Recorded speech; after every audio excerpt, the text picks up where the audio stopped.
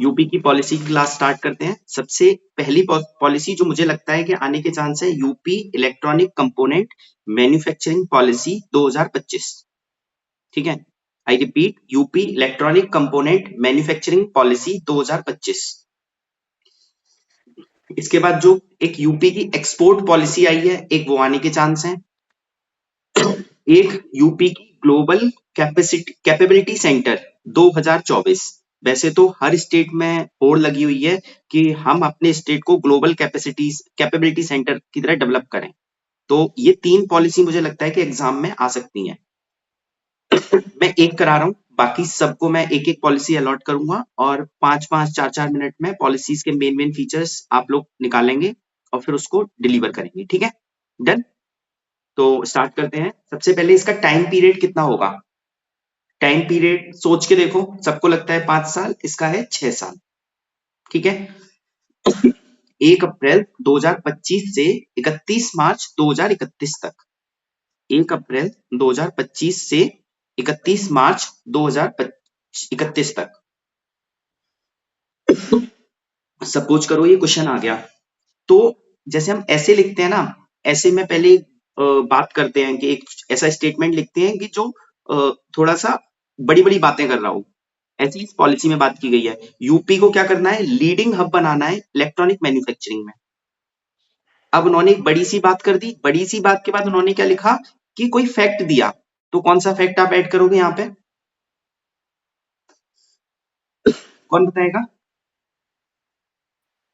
Sir 55% production electricity का UP से आ रहा है। Very good, nearly half of the countries total production of mobile phones में contribute करता है। तो I repeat, UP already a leading hub in electronic manufacturing, contributing nearly half of the country's total production of mobile phones।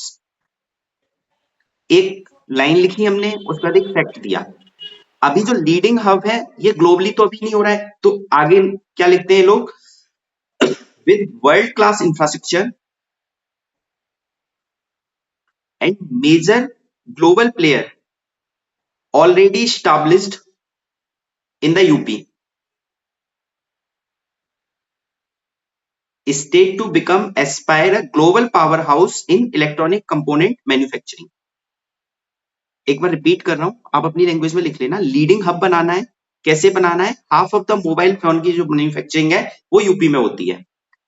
Third statement लिखा है कि already UP में world class infrastructure है और ऑलरेडी बहुत सारे ग्लोबल प्लेयर ने हमारे यहाँ फैक्ट्री स्टैब्लिश कर रखी है।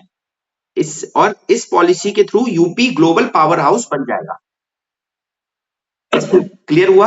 Leading hub, half of the manufacturing, world class infrastructure, global player already establish unit in India, and इस पॉलिसी के थ्रू हम ग्लोबल पावर हाउस बन जाएंगे इलेक्ट्रॉनिक मैन्युफैक्चरिंग पॉलिसी में, इलेक्ट्रॉनिक मैन्युफैक्चरिंग में। ठीक है, आई होप इंट्रोडक्शन समझ में आ गया होगा। अब किसी पॉलिसी का इंट्रोडक्शन कैसे लिखना है समझ में आया? कोई भी क्वेश्चन आएगा पॉलिसी पे तो 3 लाइन का इंट्रोडक्शन लिख देना। पहला लीडिंग हब है, दूसरा कोई फैक्ट याद आ जाए वो फिट कर देना, तीसरा क्या है कि ग्लोबली इसको हब बनाना है। ये मैंने इसलिए धीरे धीरे करके आपको इंट्रोडक्शन बोल रहा हूं कि किसी पॉलिसी पे इंट्रोडक्शन कैसे लिखना है यहां से हमने उठा लिया। क्लियर? डन। थम्स अप कर दो तो फिर आगे चलते हैं। ठीक है, अब सपोज करो कि आप लोगों को पॉलिसी बनानी है। चलो आगे की पॉलिसी बनवाएंगे, इसको पहले अच्छे से कर लेते हैं। अब देखो, जब भी कोई पॉलिसी बनती है तो स्टेट गवर्नमेंट ये देखती है क्या सेंटर का कुछ चल रहा है। तो सेंटर की ईसीएमएस है, इलेक्ट्रॉनिक कंपोनेंट मैन्युफैक्चरिंग स्कीम। इसको सही साइड में लिख लो। जैसे ही कोई पॉलिसी बनेगी, कोई भी इस पॉलिसी में, यूपी की पॉलिसी में कोई भी इंसेंटिव्स दिए जाएंगे या कोई भी सब्सिडी दी जाएगी तो इसके साथ अलाइन करके दी जाएगी। या तो कुछ यूनिट्स को जो सेंटर से बेनिफिट उठा रही हैं उनको बेनिफिट नहीं दिया जाएगा या उससे एडिशनल बेनिफिट दिया जाएगा। तो हम ये कहेंगे कि जितनी भी पॉलिसी यूपी की बनती है सेंट्रल गवर्नमेंट की पॉलिसी के साथ अलाइंड है। ये एक एक्स्ट्रा स्टेटमेंट है जो आप किसी भी पॉलिसी में फिट करोगे। बस आपको सेंट्रल गवर्नमेंट की कोई ना कोई पॉलिसी आपको याद आनी चाहिए। क्लियर? अब इसके ऑब्जेक्टिव लिखते हैं। खुद से लिखो एक बार क्या क्या ऑब्जेक्टिव हो सकते हैं। रफ में लिखना, फेयर में मत लिखना। मतलब इस पॉलिसी को तो मैं अच्छे से कराऊंगा, खुद से एक बार सोच लो क्या क्या ऑब्जेक्टिव हो सकते हैं, वही होंगे जो आपने सोचे हैं।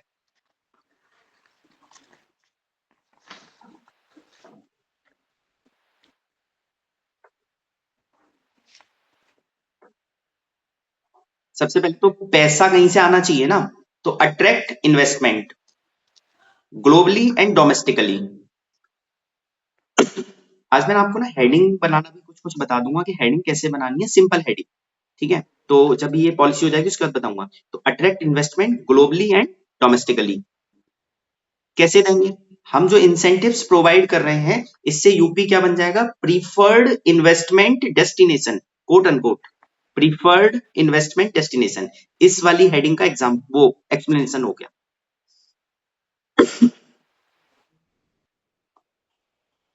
अब या तो हम कुछ एडिशनल इंसेंटिव्स देंगे, या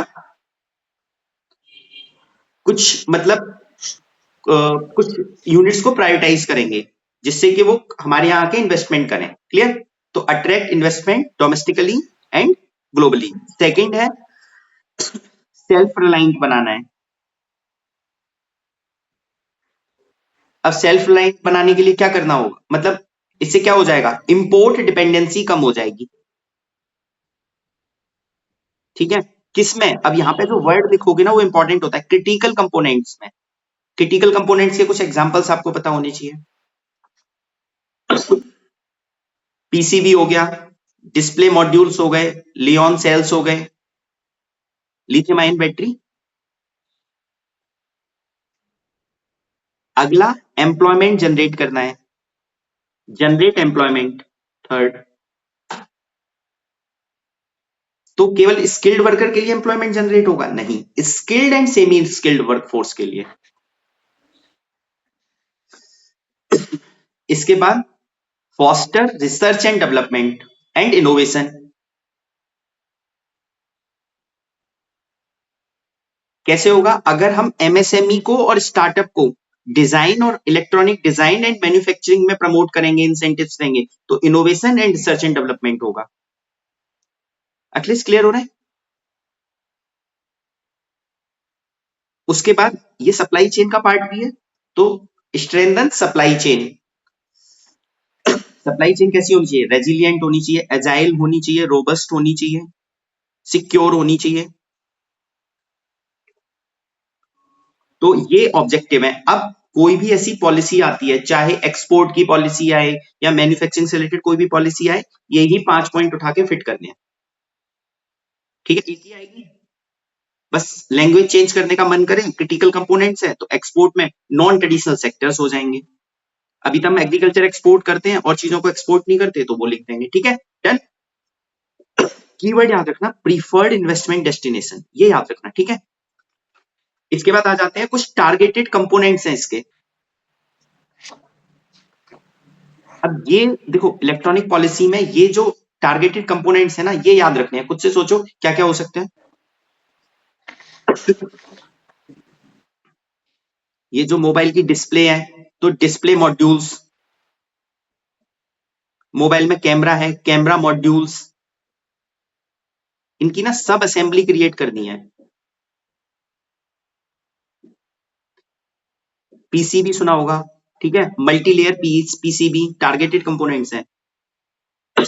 लिथियम आयन, अच्छा लिथियम आयन जो बनाएंगे सेल्स, ये बैटरी के लिए और मोबिलिटी के लिए यूज नहीं करेंगे, ये यूज करेंगे डिजिटल कंपोनेंट्स के लिए, डिजिटल एप्लीकेशन के लिए। उन्हीं यूनिट को प्रमोट किया जा रहा है। तो not for storage and mobility. अगला है mobile and IT hardware, raw material and equipments use in the above category. तो ये सारे हमारे हो गए। ठीक है, ये टारगेट। अब देखो क्वेश्चन आएगा, बेनिफिट पूछे जाएंगे, तो जो टारगेटेड ऑब्जेक्टिव्स हैं वो होंगे। तो हम क्या करेंगे, जो टारगेटेड कंपोनेंट्स है, अगर नहीं पूछा गया, इसको सर्किल बना के चार डायग्राम, 4 पॉइंट निकाले, ये टारगेटेड कंपोनेंट्स है। ठीक है, डन। इसके बाद क्या एलिजिबिलिटी होगी? यूनिट यूपी में स्टैब्लिश्ड हो, पहली eligibility. Both green field and brown field में। ग्रीन न्यू होगा, ब्राउन एक्सपेंड करना है और मॉडर्नाइज करना है। थर्ड लाइन क्या है, मैंने देखो आपको टारगेटेड कंपोनेंट्स दिखाया ना, इसका मतलब जितनी भी एप्लीकेशंस आएंगी सेपरेटली आनी चाहिए ईच टारगेटेड कंपोनेंट्स के लिए। एक साथ दो तीन आएंगी तो उसको टैकल नहीं करेंगे, किसी एक कंपोनेंट के लिए आएगी सेपरेटली उसको टैकल करेंगे। तो application must be submitted separately for each targeted unit. UP में स्टैब्लिश्ड हो, green field brown field separate unit के लिए एप्लीकेशन आए।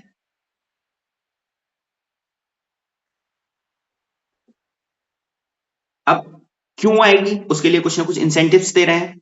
तो सबसे पहला हम एक हेडिंग बनी हुई थी, top up incentives. Top up, इसका मतलब ये था कि जो सेंट्रल गवर्नमेंट की इलेक्ट्रॉनिक कंपोनेंट मैन्युफैक्चरिंग स्कीम है उसके साथ अलाइन करेंगे, या तो कुछ एडिशनल इंसेंटिव्स भी दे देंगे। ईसीएमएस के साथ अलाइन करेंगे और कुछ एडिशनल इंसेंटिव्स भी दे देंगे। कैपिटल सब्सिडी देंगे 20%, केवल उन यूनिट को जो ईसीएमएस के अंदर कवर नहीं है। इसके अलावा जितनी सारी पॉलिसीज होंगी उनमें कॉमन आता है, लैंड रिबेट देंगे, इंटरेस्ट सब्सिडी देंगे, ठीक है ना। अब देखो एक इसमें कीवर्ड क्या लिखना होगा अदर बेनिफिट्स में, कि इसमें पेटेंट का भी तो इशू आएगा ना, पेटेंट की फाइलिंग की कॉस्ट लगती है, तो पेटेंट कॉस्ट रीइंबर्समेंट ये एक बेनिफिट है। आर&डी से रिलेटेड असिस्टेंस देंगे, स्किल डेवलपमेंट सपोर्ट देंगे, वो सारे पॉइंट जो आप लिख सकते हो। लॉजिस्टिक सब्सिडी देंगे। एक चीज ध्यान रखना, इस पॉलिसी को अच्छे से कर लो, इस पॉलिसी से पॉइंट चुराने हैं आपको सबके लिए, ठीक है ना। डन। इसके बाद इसका इंप्लीमेंटेशन कैसे करेंगे, कोई एक नोडल एजेंसी होगी, तो यूपी इलेक्ट्रॉनिक कॉर्पोरेशन लिमिटेड।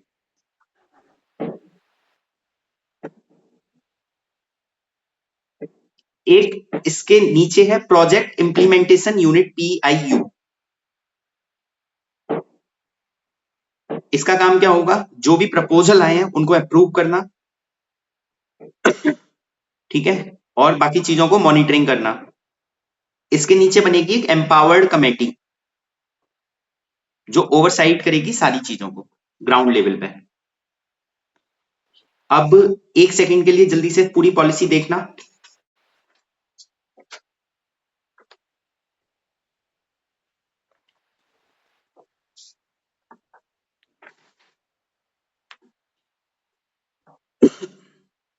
देख ली अनिकेश, क्या क्या हेडिंग्स बनाई है हमने, हेडिंग केवल। सर इसमें मैंने ऑब्जेक्टिव बनाया हुआ है, उसमें फिर ऑब्जेक्टिव्स के बाद देखना नहीं है, टारगेटेड कंपोनेंट्स। देखना नहीं है, अच्छा हेडिंग बिना देखे बतानी है। हेडिंग इंट्रो में सबसे पहले ये बताना है कि इसका मेन ऑब्जेक्टिव क्या है, कि इसको as a global hub develop करना है यूपी को, और जो सेल्फ रिलायंस है इसको इंक्रीज करना है। और ये हमारा इंट्रो हो जाएगा। उसके बाद फिर ऑब्जेक्टिव में जो ऑब्जेक्टिव बताए हैं। थर्ड हेडिंग क्या बनाई है हमने, सर ऑब्जेक्टिव में मतलब ऑब्जेक्टिव वाली headings. Third heading overall objectives का टारगेटेड कंपोनेंट्स। हाँ फिर क्या बनाया अगली हेडिंग, आप समझ रहे हो ना मैं क्या पूछ रहा हूँ।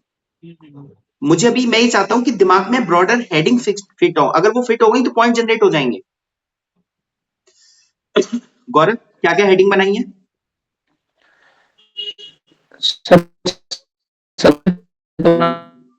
आपका नेटवर्क अच्छा नहीं है, कोई इंट्रो बनाया है। इंट्रो में क्या लिखना है गौरव, कोई बात नहीं, आप माइक म्यूट कर लो, आपका नेटवर्क अच्छा नहीं है, और आवाज क्लियर नहीं आ रही ना।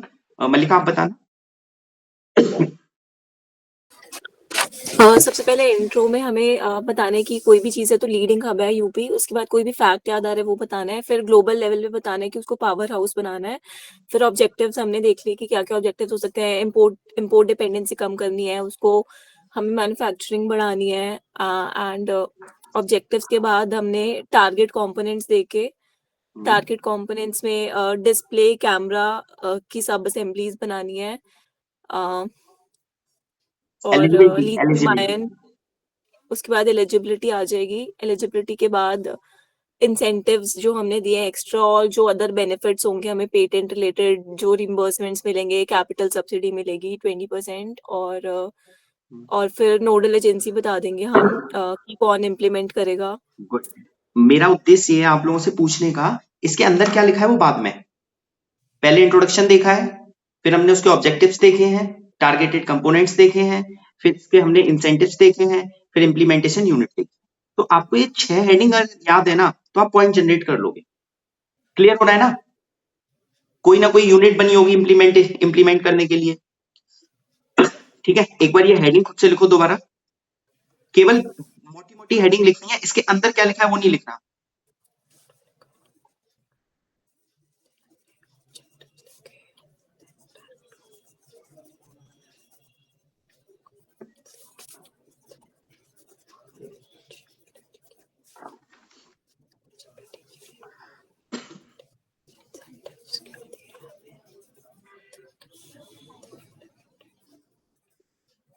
मिलका माइक म्यूट कर लेना।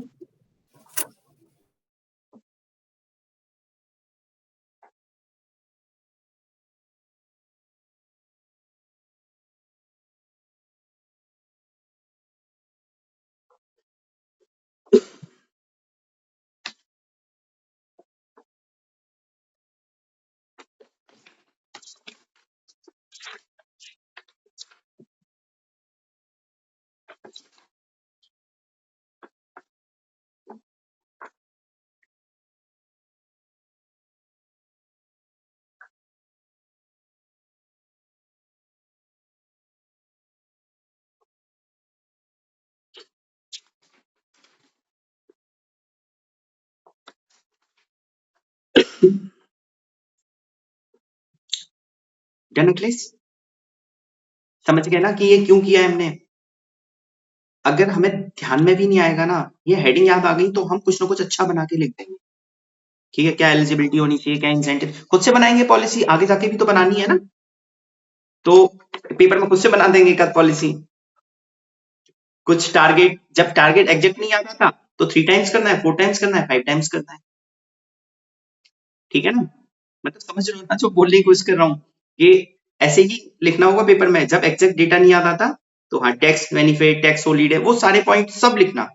ठीक है, ये मुझे इंपॉर्टेंट लगती थी। इसके बाद एक पॉलिसी मुझे इंपॉर्टेंट लगती है, नेशनल कोऑपरेटिव पॉलिसी। ये किसी ने तैयार किया है 2025 की? उस दिन मैंने बोला था, किसी ने किया तैयार? कोई नहीं है, चलो। एनीवन? Very bad. 5 मिनट लगते हैं, 10 पॉइंट या 5 पॉइंट निकाल लो कहीं से, पॉलिसी तैयार हो गई। बेसिक चीज, international year of cooperatives declare किया गया है 2025। दूसरा इंपॉर्टेंट पॉइंट ये है कि 2025 की पॉलिसी है। ठीक है, एक त्रिभुवन यूनिवर्सिटी बनी है गुजरात में, पहली यूनिवर्सिटी है। तो समझो कि इसकी इंपॉर्टेंस क्या है इस क्वेश्चन की। अगर आप लोग पेपर बना रहे होते तो इस क्वेश्चन को देते अखिलेश? देते ना? मैं तो देता सर, मैं तो ऐसे में भी बोला था आपको कोऑपरेटिव वाला क्वेश्चन हाँ। आएगा। मैं कुछ पॉइंट आपको जनरेट कर रहा हूँ, आप इसको लिख लो, इसके बाद फिर करेंगे। जो काम की चीज पहले मैं करा दूं, ठीक है ना? ये सेकंड पॉलिसी है, इससे पहले 2002 में आई थी। कौन लेके आया होगा? Ministry of cooperatives. कब बनी थी मिनिस्ट्री ऑफ कोऑपरेटिव्स? 21 में। इसका मिशन क्या है? सहकार से समृद्धि, prosperity through cooperation. Prosperity through corporation.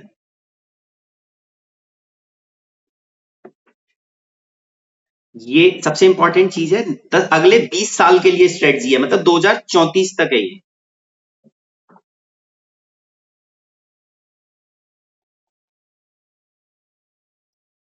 इसके अंदर एक बात और ये कही गई है कि ये कोऑपरेटिव सेक्टर का जीडीपी में कंट्रीब्यूशन 3 टाइम्स बढ़ा देगी। It will increase the contribution of cooperative sector into GDP, 3 fold कर देगी।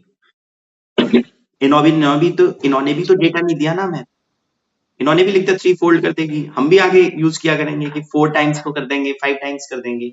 हाँ अनिल, क्या हुआ? कुछ कह रहे थे इसमें सर 20 साल 2044 का शायद था, 2044 से 45 के करीब शायद। एक बार चेक कर लेना। 20 है। हाँ सर उस पे है। एक बार चेक कर लेना। 20 साल, हाँ 44 ही होना चाहिए। ठीक है, चलो। प्लान टू, अच्छा देखो, अब कोऑपरेटिव सेक्टर्स का क्या है कि भारत देश के, जैसे महात्मा गांधी जी क्या बोलते हैं, इंडिया लिव्स इन विलेजेस, ठीक है, ऐसे ही कोऑपरेटिव सेक्टर्स का है कि हर विलेज में एक कोऑपरेटिव यूनिट एस्टैब्लिश करनी है। Plan to establish cooperative society in every village. अब आ जाओ, स्मार्ट विलेज में आएगा तो लग जाएगा, ठीक है। उसके बाद इसमें पार्टिसिपेशन बढ़ाना है इंडियंस का 50 करोड़, एक्टिव इंडियंस इसमें पार्टिसिपेट करें, इस पॉलिसी का उद्देश्य है। और एक चीज देखो, केवल महाराष्ट्र, कर्नाटक, केरल यही दिखते हैं, तो बियॉन्ड इसका ज्योग्राफिकल एक्सपेंशन भी बढ़ाना है, beyond the traditional state, Kerala, Maharashtra, Karnataka को छोड़ के यूपी में भी लेके आना है। तो इसके लिए तो यूपी की तो बहुत इंपॉर्टेंस हो गई। अगला, नॉन ट्रेडिशनल एरियाज में इसको एक्सपेंड करना है। नॉन ट्रेडिशनल एरियाज कौन से हो गए? एग्रीकल्चर के अलावा टूरिज्म, ठीक है। जैसे आपने सुना होगा कि उबेर, ओला है, ऐसी एक सहकार टैक्सी करके भी आया है, तो ट्रांसपोर्ट में भी कोशिश कर रहे हैं सहकार टैक्सी।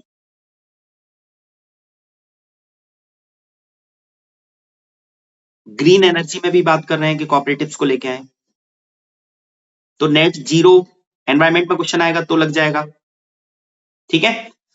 कोऑपरेटिव पॉलिसी पढ़ जरूर रहे हो, बहुत जगह यूज हो जाएंगे इसके जो पॉइंट्स हैं, उससे हमें समझ में आ रहा है, ठीक है ना। डेमोग्राफिक डिविडेंड में भी यूज हो जाएगा, ठीक है।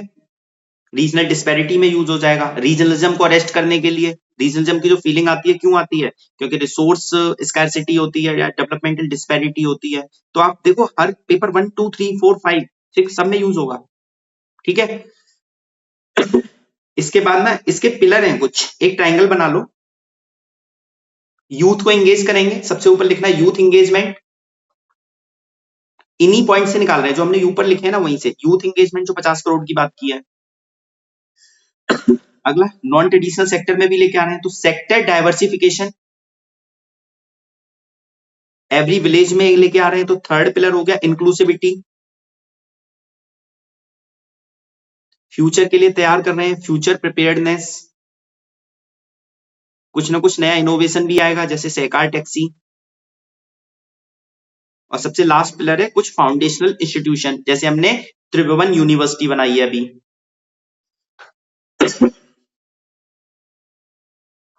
एक हम कोऑपरेटिव स्टैक भी बनाएंगे जिसको इंटीग्रेट करेंगे एग्री स्टैक के साथ।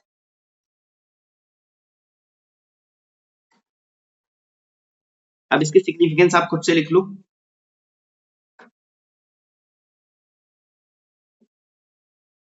रूरल अपलिफ्टमेंट होगा, फार्मर्स इनकम बढ़ेगी, एग्जाम्पल अमूल लिख देना।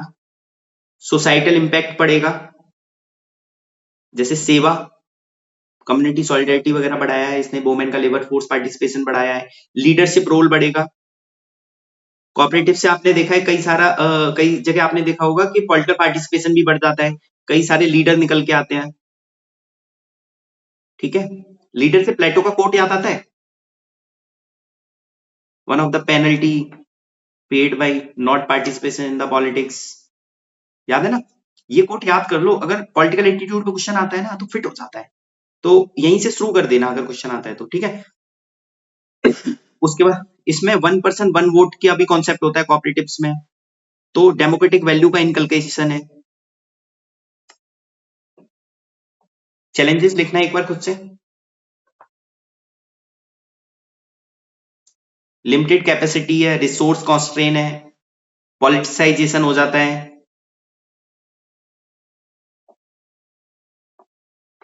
रेगुलेटरी कोलेस्ट्रॉल या कॉम्प्लेक्स रेगुलेटरी प्रोसेस। कोलेस्ट्रॉल की जगह ना कॉम्प्लेक्स रेगुलेटरी प्रोसेस ही लिखना, ठीक है। डिजिटलाइजेशन नहीं है, टेक्नोलॉजी के साथ इंटीग्रेशन नहीं है, रीजनल इम्बैलेंस है, तो ये इसके चैलेंज हो गए। यही चैलेंज इसके सॉल्यूशन बन जाएंगे, टेक्नोलॉजी के साथ इंटीग्रेट कर दो। कोऑपरेटिव पॉलिसी वैसे भी इंक्लूसिविटी पे बेस्ड है, नॉन ट्रेडिशनल सेक्टर में, एवरी विलेज में, ठीक है। इसका कॉन्स्टिट्यूशनल एंगल लिख लो जल्दी से खुद से।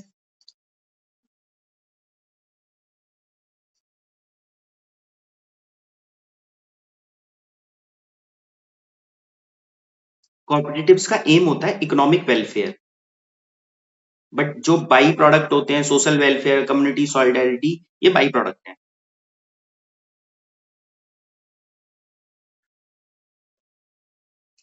जैसे स्टेट लिस्ट में तो एक स्टेट का कोऑपरेटिव आता है, बट कंकरेंट लिस्ट में multi state, sorry union list में मल्टी स्टेट कोऑपरेटिव्स आते हैं।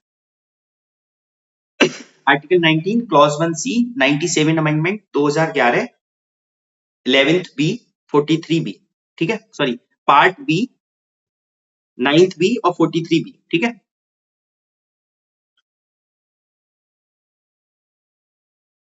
क्लियर हो गया? ये तो सबको जल्दी जल्दी हो गया ना?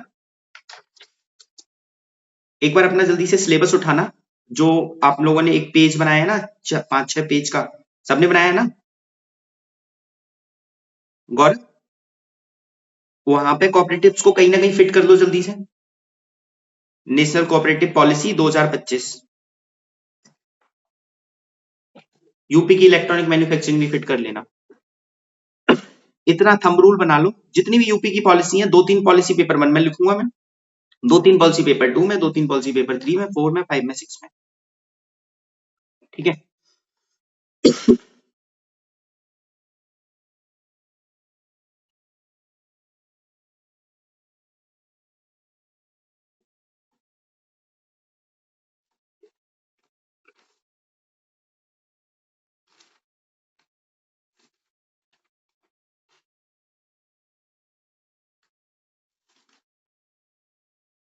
डन? अच्छा अभी तो स्टार्ट किया, सॉरी। और एक और चीज, जिसका इनकम्प्लीट है ना वो पेज, वो परेशान नहीं होना, बस वो पेज इसलिए बनवाया जाता है कि एग्जाम से पहले ये चीजें रिकॉल हो जाएं। 10 मिनट में अगर वो आपके 5-6 पेज ना आपने देख लिए तो आप सारे पेपर को एक ही समझोगे, ठीक है ना। और जिसका वो पेज फिल नहीं है, नहीं कर पाया है, कोई परेशानी नहीं है, बिना उसके भी सिलेक्शन हुए हैं। अब किसी चीज के पीछे भागना नहीं है कि ये छूट गया, वो रह गया। यकीन मानो, सिलेक्शन जो पढ़ा है उससे होता है, जो नहीं पढ़ा उससे नहीं होता, है ना। तो जो पढ़ रहा है उसी से सिलेक्शन होगा, जो छूट गया उससे तो कोई फर्क नहीं पड़ता। और लास्ट में जब आप पेपर देके निकलोगे तो आप खुद से बोलोगे क्यों इतना पढ़ा मैंने, इसकी इतनी जरूरत थी क्या। तो इसलिए बोल रहा हूं कि जो छूट गया छूट गया, ठीक है। चलो इसके बाद अखिलेश, कोई पॉलिसी आपने तैयार की एग्जाम के लिए? सर ऐसे ही पढ़ रखी है। पढ़ रखी है तो एक पॉलिसी खुद को अलॉट करो जल्दी से। स्टार्टअप पॉलिसी क्या? स्टार्टअप पॉलिसी, ठीक है, आपका स्टार्टअप पॉलिसी। अनिकेश, हाँ सर। कोई पॉलिसी के नाम भी मुझे बताने पड़ेंगे, ये तो बहुत गलत बात होगी, मैं बता चुका हूँ सबको नाम तो। नहीं, वो पता सर, 2-4 तो पता ही है। अखिलेश की स्टार्टअप पॉलिसी है, आपकी सोलर एनर्जी पॉलिसी कर देंगे। क्या? Solar energy policy solar energy policy with year नहीं बोल रहे हो, बहुत गलत बात है। 2022 2022। गौरव, यूपी ग्लोबल कैपेबिलिटी पॉलिसी वाली कर लूंगा मैं। ग्लोबल 2025 24 वाली। 24, ठीक है। मल्लिका, हाँ 24। Export promotion policy very good, 2000 2025-30 ये पेपर में आ सकता है, ठीक है। Anil, UP multi modal logistic नीति 2024। ठीक है, अपनी याद रखना। आकृति,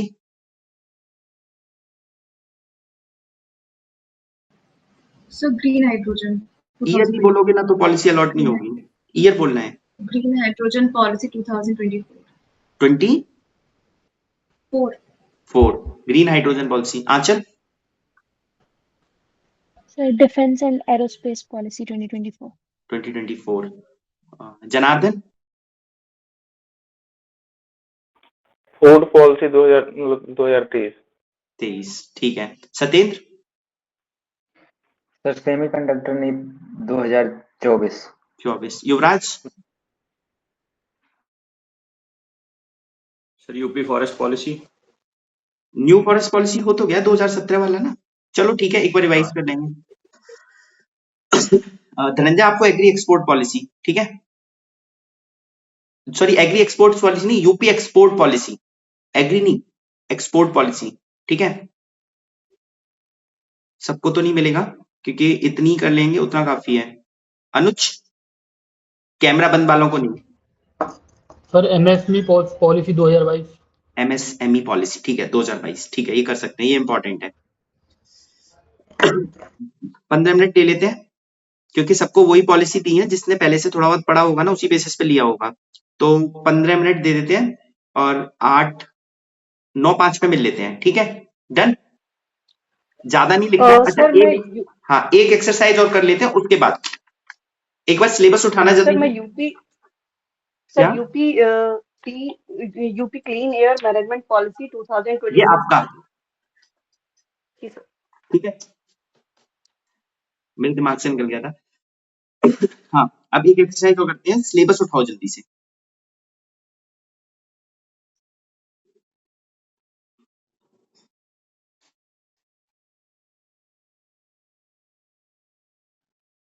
पूरा पेपर करके आओगे ना तो मन से थैंक यू बोलोगे, पक्का, देख लेना। अभी पता नहीं बट मन से जरूर बोलोगे। सिलेबस उठा लिया। अब देखो, मैंने अभी बोला था कि पॉलिसीज क्यों बनाई जा रही हैं, रीजनल डिस्पैरिटी के लिए, माइग्रेशन को अरेस्ट करने के लिए, क्या बोलते हैं, स्मार्ट विलेज डेवलप करने के लिए। तो हमें क्या करना है, पेपर 1 से ऐसे 5 से 6 पॉइंट निकालने हैं, पेपर 2 से 6-7 पॉइंट निकालने हैं, पेपर 3 से निकालने हैं, ऐसे पेपर 6 से। तो अभी आपका काम ये है हेडिंग बनाते हुए, जैसे अगर मैं बात करूं कि अगर कोई पॉलिसी मॉन्यूमेंट्स को प्रिजर्व करने के लिए आ गई तो टूरिज्म प्रमोशन भी तो होगा। क्लियर हो रहा है ना? तो दिमाग में फिट करो, यूपी टूरिज्म पॉलिसी 2022, हेडिंग बनाओ, सिलेबस के आगे लिखो, फिर लिखो टूरिज्म प्रमोशन। क्लियर हो रहा है जो मैंने अभी बोलने की कोशिश कर रहा हूं? ठीक है, तो सिलेबस उठाओ, हेडिंग बनाओ, टूरिज्म, आर्ट एंड कल्चर के लिए क्या होगा, टूरिज्म प्रमोशन, ठीक है। फिर सोसाइटी के लिए क्या होगा, सोसाइटी डेवलपमेंट, वहां पे ह्यूमन रिसोर्स भी है, तो ह्यूमन रिसोर्स कैपेबिलिटी बढ़ेगी, ठीक है, डेमोग्राफिक डिविडेंड आएगा, smart city, tier 1 tier 2 city का डेवलपमेंट होगा। इन पॉलिसी यही सारी चीजें तो होंगी ना। जैसे ग्लोबल कैपेबिलिटी सेंटर है तो उसका उद्देश्य ये है टीयर 1 और टीयर 2 और टीयर 3 सिटी में डेवलप करना। तो स्मार्ट सिटी का हम क्या कर रहे हैं, पेनिट्रेशन कर रहे हैं। आकृति क्लियर हो रहा है ना?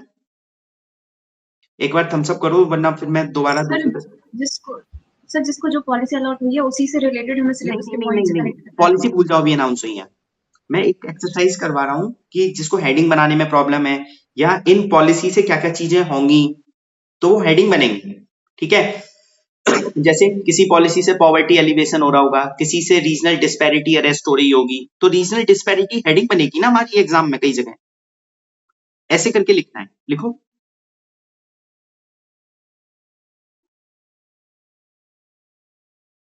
जैसे पेपर 2 में इक्वलिटी टॉपिक भी तो है, इनइक्वालिटी, तो इग्लिटेरियन सोसाइटी। जैसे पेपर 2 में वेलफेयर स्कीम्स हैं, इनका ऑब्जेक्टिव क्या है, public good, social good provide करना। तो ये पॉलिसीज क्या करेंगी, इसको सप्लीमेंट करेंगी।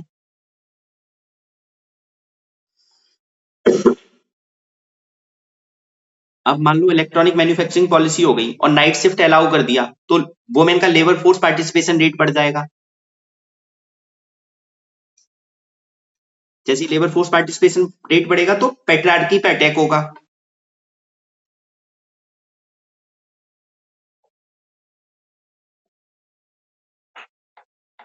अखिलेश क्लियर हो रहा है ना? सिलेबस पॉइंट जनरेट करने के लिए बढ़िया चीज है ये। हाँ, कोई भी पॉलिसी आएगी पॉइंट जनरेट अपन कर सकते हैं जीएस का सिलेबस सोच के। बिल्कुल। अब जैसे माइग्रेशन वाला कोई सोचता ही नहीं है पॉलिसी से।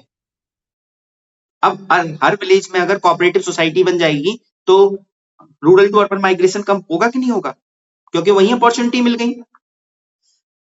अगर एग्री एक्सपोर्ट पॉलिसी ओडीओपी के साथ, सॉरी एक्सपोर्ट पॉलिसी ओडीओपी के साथ इंटीग्रेट कर देते हैं हम, तो रूरल यूथ रूरल विलेज में ही रह जाएगा, जाएगा ही नहीं शहरों में। क्लियर हो रहा है?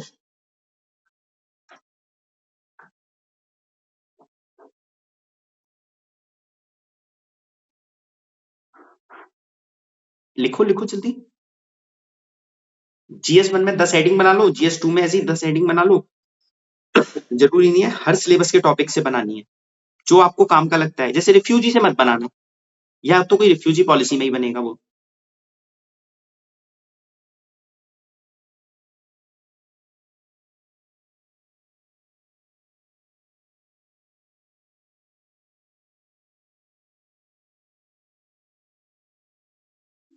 जैसे यूपी की मातृभूमि स्कीम याद है किसी को? किसी को नहीं याद? गुड।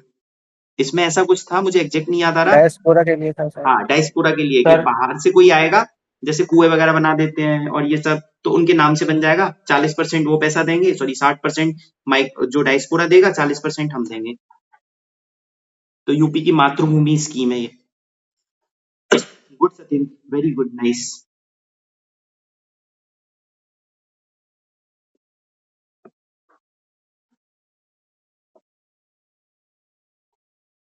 जैसे एक चीज सोचो कि कोई पॉलिसी है, सेंटर स्टेट की चीजें अलाइन कर रही है, तो फेडरलिज्म स्ट्रांग हो रहा है कि नहीं हो रहा है? इस एंगल पे सोचा?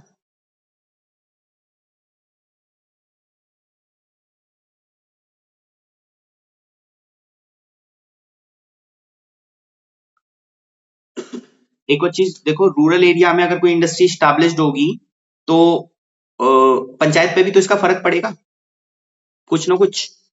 एक बार बस सोच के देखना, तो आप पंचायत वाले एंगल को भी अपने आंसर्स में इंटीग्रेट करना शुरू कर दोगे। फार फेच्ड हो रहा है, बट कहीं नहीं जनरेट हो तो सोच के देखना, ठीक है?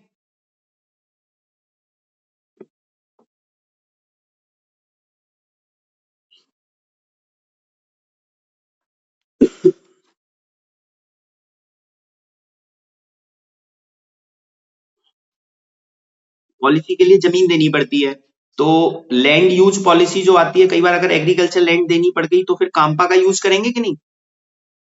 सीएसआर का यूज करेंगे, सोशल फॉरेस्ट्री को इंक्रीज करेंगे कहीं ना कहीं। तो ये चैलेंज लिख देंगे, इसका सॉल्यूशन लिख देंगे हम फिर।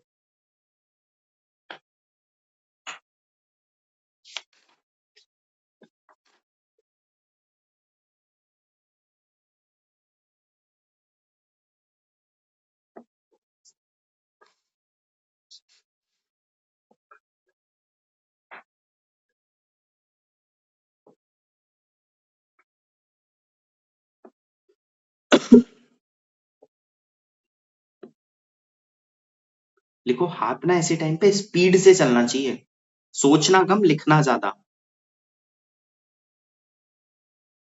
जैसे रूरल वर्ड है, rural upliftment, rural prosperity, rural inclusion, rural development, तो ऐसे सोचना होता है। बस वो रूरल के साथ वर्ड ऐड करते जाओ ना।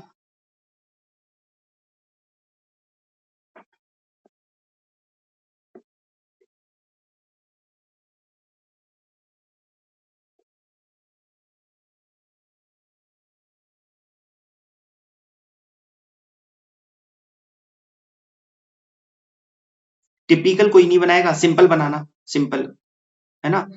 पूरे पेपर में क्वेश्चन में एक टिपिकल चीज चल जाएगी, बहुत ज्यादा नहीं चलेगा।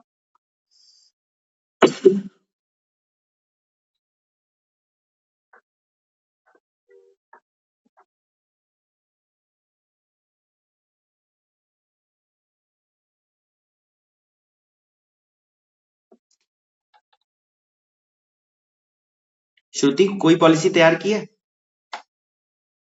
हाँ, मैंने एक्सपोर्ट प्रमोशन वाली की थी और कुछ। ठीक है, डन श्रुति, उसको आपको बताना है ना? वो शायद मल्लिका ने ली है, आई गेस। कोई बात नहीं, डबल चलेगा, वो इम्पोर्टेंट है। यूपी टूरिज्म पॉलिसी भी की है मैंने। एक ही चलेगा, एक्सपोर्ट। आख्या? ठीक। सिमरन, अंशुमन, एलिस, ज्योति, तरुण, कोई तैयार की है पॉलिसी?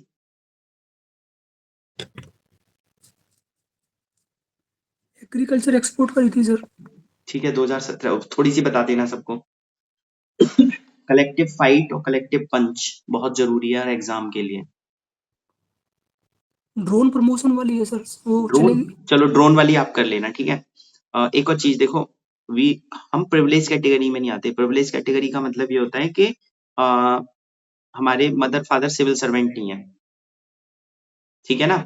तो समझाने का मतलब ये है कि कलेक्टिव फाइट करना जरूरी है। जैसे कोई अगर प्रिविलेज कैटेगरी में आता है तो बहुत सारी चीजें बहुत पहले से पता लग जाती हैं कि यार उसी अप्रोच से बचपन से वो ट्रेड्स डेवलप कर दिए जाते हैं। समझ रहे हो मैं क्या बोलने की कोशिश कर रहा हूँ?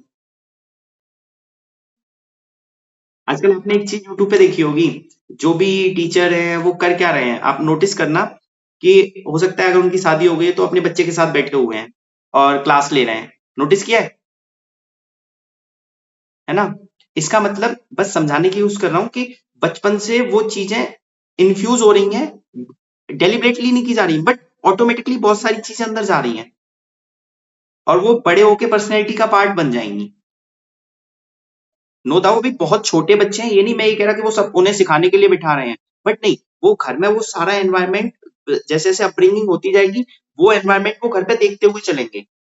जैसे किसी के मदर फादर सिविल सर्वेंट है तो उन्होंने वो सारी चीजें बचपन से देखते हुए आ रहे हैं। तो इसलिए मैं कह रहा हूँ कि प्रिविलेज कैटेगरी में नहीं आते, तो हम यहाँ क्या कर रहे हैं, थोड़ी सी कलेक्टिव फाइट कर रहे हैं। ठीक है मनीष, क्लियर है?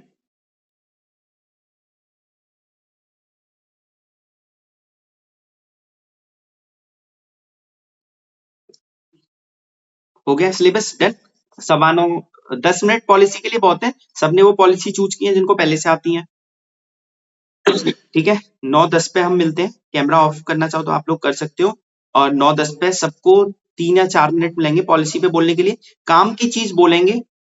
ठीक है ना, जो पॉलिसी इंपॉर्टेंट होगी अगर वो मुझे लगेगा तो मैं उस पर बोलूंगा, उस पर आप ज्यादा बोल लेंगे। ठीक है डन?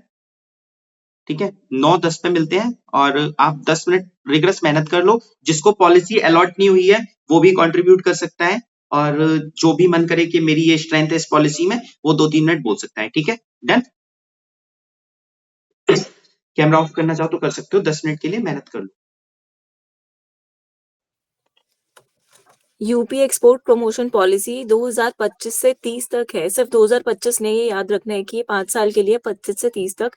एक फैक्ट हम याद रखेंगे इंट्रो के लिए कि UP 4th largest exporter state है इंडिया का, first among the landlocked state, 4th India का और फर्स्ट अमंग लैंडलॉक स्टेट। और सबसे पहले हम देखेंगे सेंटर के साथ क्या पॉलिसी सिनर्जाइज कर रही है, वो है फॉरेन ट्रेड पॉलिसी 2020 से 25 की सेंटर की।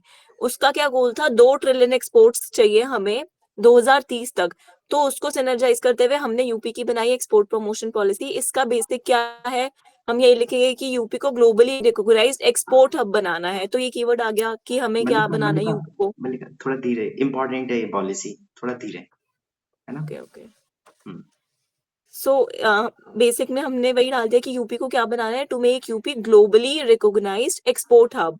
ऑब्जेक्टिव्स क्या होंगे इसके मेजरली, सबसे पहले हमारे दिमाग में आएगा कि इसका मिशन क्या है, एम क्या है, कि हमें इंटरनेशनल मार्केट को टैप करना है, जो भी अपॉर्चुनिटीज अवेलेबल है, और जो हमारे स्टेट के पास रिसोर्सेज है उनको ऑप्टिमम यूज करना है, तो ऑप्टिमम यूटिलाइजेशन स्टेट के रिसोर्सेज का।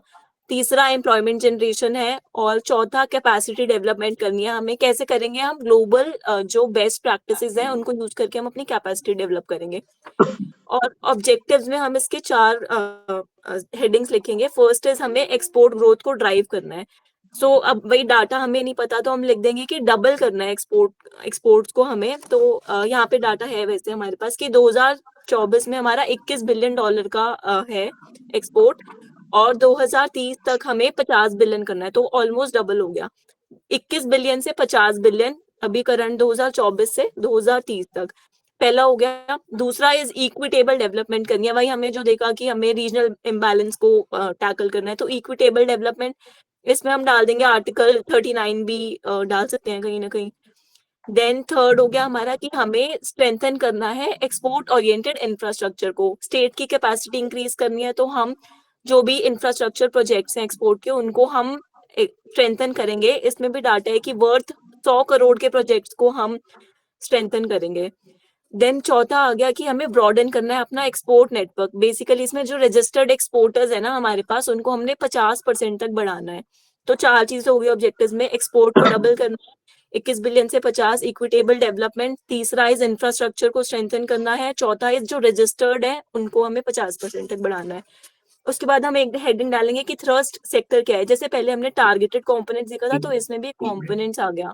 एक सेकंड एक चीज ध्यान रखना, अभी ध्यान से सुन लो, मल्लिका या जो भी बोलेगा ना अपनी पॉलिसी को, वो लास्ट में 6-7 पॉइंट डेटा वाले बना के भेजेगा, तो अभी सुन लो ध्यान से, ठीक है ना? Continue, sorry. थ्रस्ट सेक्टर्स इसमें हम डालेंगे कि हमारे क्या होंगे एक्सपोर्ट में। सबसे पहले तो दिमाग में आएगा मर्केंटाइज एक्सपोर्ट्स होंगे। दूसरा हमें सर्विस भी एक्सपोर्ट करनी है। मर्केंटाइज में हम एग्जांपल डालेंगे, इलेक्ट्रॉनिक्स हो गया, टेक्सटाइल्स हो गया, इक्विपमेंट्स हो गए और कारपेट्स हो गए भदोही के, जैसे हैंडीक्राफ्ट्स हो गए, या फिर जैसे बायो फार्मा शक्ति इंडिया लेवल पे है तो यहाँ पे भी फार्मा प्रोडक्ट्स हम एक्सपोर्ट करेंगे। देन सर्विस सेक्टर में आ जाएंगे तो हम टूरिज्म की बात करेंगे, specifically medical tourism, again budget से रिलेट कर सकते हैं। देन ट्रांसपोर्ट और लॉजिस्टिक सर्विसेज हम करेंगे, आईटी, हॉस्पिटैलिटी, ये सब डाल देंगे। फिर उसके बाद इसमें इंसेंटिव्स में हम डाल सकते हैं कि कैपेसिटी, वो सब्सिडी दे देंगे हम, कैपिटल सब्सिडी दे देंगे।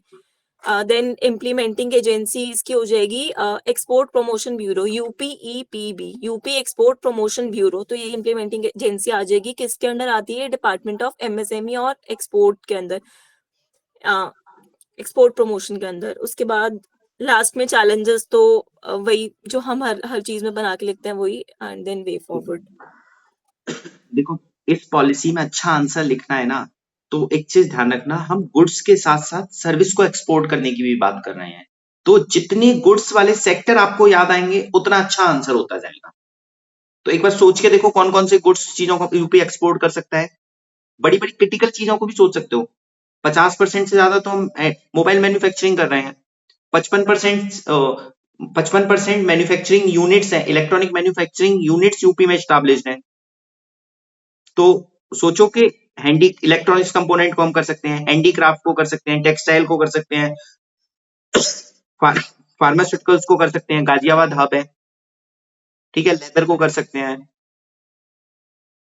और सोच के देखो, फिरोजाबाद में ग्लास इंडस्ट्री है, उसको कर सकते हैं। सर ओडीओपी से निकाल लेंगे, ओडीओपी से निकाल लेंगे, वेरी गुड। काला नमक राइस कर सकते हैं। अब सर्विस सेक्टर में आ जाओ, मेडिकल, टूरिज्म, हॉस्पिटैलिटी, एजुकेशन, ठीक है। जैसे ही आपके दिमाग में ये सेक्टर घूमना शुरू हुए वैसे ही पॉइंट जनरेट शुरू हो जाएंगे, ठीक है। डन। एक चीज ध्यान रखना कि कोई भी पॉलिसी बनती है ना, उस यूपी में पॉलिसी आज बना दी, कल हटा दी, तो कोई लेके आएगा क्या इन्वेस्टमेंट? कोई इन्वेस्टर नहीं आएगा। तो पॉलिसी कैसी होनी चाहिए? कंसिस्टेंट होनी चाहिए, श्योर होनी चाहिए, रिलायबल होनी चाहिए, स्टेबिलिटी होनी चाहिए। मतलब सीएसआर का कॉन्सेप्ट लगता है, कंसिस्टेंट, श्योर, रिलायबल। तब जाके कोई स्टेट इन्वेस्टमेंट मैग्नेट बनता है। और एक पॉइंट और लिखना, मैंने कई पॉलिसी में पढ़ लिया यूपी की, कि हम हमारे आसपास के स्टेट ना क्या कर रहे हैं कि ये पॉलिसी ला चुके हैं, तो हम कॉम्पिटिटिव एज ले सकते हैं इस समय, क्योंकि अभी लेके आए हैं वो। तो एक पॉइंट ये कई जगह आप यूज कर सकते हो। दूसरा, यूपी की जितनी पॉलिसी है, यूपी को इंटरनेशनल मार्केट की एक्सेस है, ठीक है। इंटरनेशनल मार्केट की एक्सेस कैसे है? डीएमआईसी भी एक टच होता है, नेपाल वाला बॉर्डर भी है, ठीक है।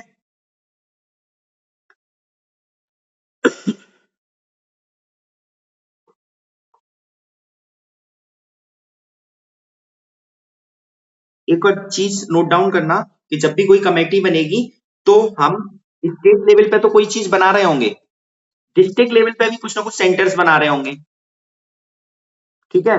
फिर कई बार विलेज लेवल पे भी कुछ ना कुछ यूनिट स्टैब्लिश कर रहे होंगे, जिससे कि प्रॉपर सिंक्रोनाइजेशन बना रहे, कोऑर्डिनेशन बना रहे और smooth ease of doing business हो। और एक और पॉइंट ऐड करना, मार्केट रिसर्च करने के लिए कुछ सेल्स बनाते हैं। कहां बना सकते हैं हम मार्केट रिसर्च करने के लिए sales? IIT, IIM, UP hub है ना। क्लियर हो रहा है ना? ये जो पॉइंट है ये एवरग्रीन पॉइंट है। जैसे आपने सुना होगा कि हमने कोई चेयर स्टैब्लिश्ड की किसी इंस्टीट्यूट में, ऐसे ही कहते हैं ना, मार्केट रिसर्च चेयर बना देंगे हम। मैंने पढ़ा है, मतलब पॉलिसीज में लिखा हुआ है कई जगह। तो आप, मतलब ब्लफ नहीं कर रहा हूं मैं इसमें से कोई भी चीज, बस ध्यान रखना है कि हमें जहां फिट हो वहां फिट कर देंगे, ठीक है। और प्रोजेक्ट मैनेजमेंट यूनिट तो अपना फिट हो गया। कोई एक बड़ी बॉडी होती होगी, जैसे एक्सपोर्ट प्रमोशन ब्यूरो, इसका ऑफिस लखनऊ में है।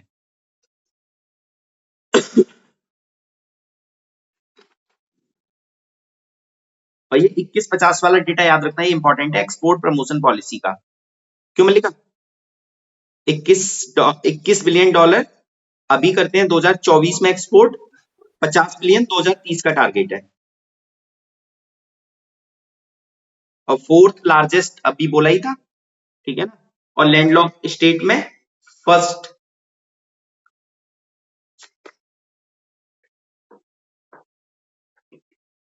एक और चीज इस पॉलिसी में शायद आप बोल नहीं पाए, 14 प्रायोरिटी सेक्टर्स हैं